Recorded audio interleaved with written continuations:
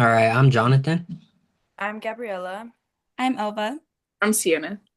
and the organism we're going to be presenting today is Staphylococcus aureus. As we can see under a microscope, the gram stain reaction shows up purple, and that means it's gram positive. And as for the shape, it's coccus with the arrangement that is Staphylococcus. So that means it's spherical in shape and has irregular clusters throughout, and it's 1 micrometer in size. As you can see under the microscope, you can see the spherical shapes and the clusters throughout.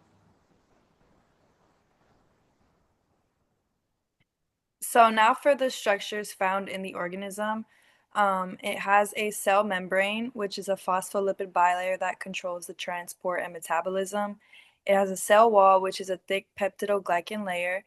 It does have a capsule, which helps resist phagocytosis. There is a nucleoid present, which contains circular DNA chromosome. It has ribosomes for protein synthesis and transport proteins, which controls movement of nutrients and ions across the membrane. And lastly, which helps it attach to the host. And for some organisms that are not present in this structure, it doesn't have pili, it doesn't have flagellum, which means that it is a non-motile bacterium. It doesn't have endospore, which means that it doesn't form endospores. It doesn't have an outer membrane because that's found only in gram-negative bacteria. It doesn't have porins, same thing, those are only found in gram-negative bacteria.